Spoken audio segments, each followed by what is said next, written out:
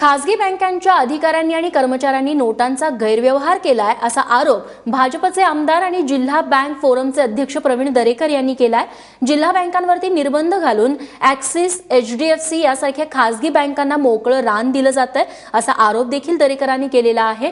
सोबतच खासगी बँकांमध्ये नोटांचे गैरव्यवहार होत असताना जिल्हा बँकांवरच संशय का असाही सवाल दरेकर यांनी उपस्थित केलाय।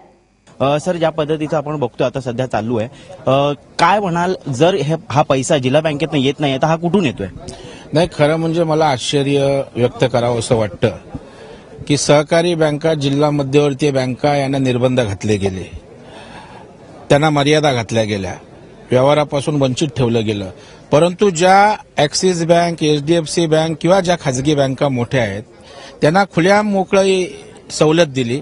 त्याचा परिणाम असा झाला की सर्व कॉन्सन्ट्रेशन या खाजगी बँकांमध्ये झालं आणि आज आपण बघताय की अनेक ठिकाणी अनेक अधिकाऱ्यांना त्या ठिकाणी पैशाचा गैरव्यवहार, नोटांची अदलाबदल, अकाउंटमध्ये पैशाचा अपव्यवहार करताना पकडलेला आहे। आज आरबीआय बघा, लगेच त्याने ऍक्सिस बँकला क्लीन चिट देऊन मोकळे झाले, म्हणजे अधिकाऱ्यांचा त्या ठिकाणी गैरव्यवहार झालाय। पण मोठ्या बँकांच्या मागे असे तात्काळ आरबीआय पाठीशी उभी राहते।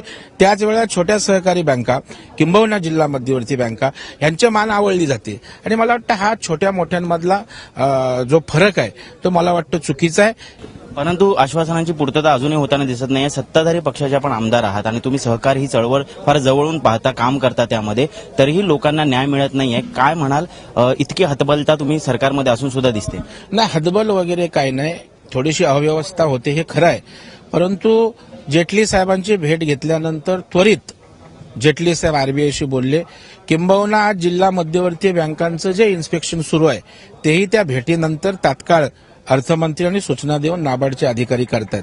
कारण राज्याचे मुख्यमंत्री म्हणाले जर त्या ठिकाणी चुकीचं असेल तर तुम्ही इन्स्पेक्शन करा, तात्काळ कारवाई करा।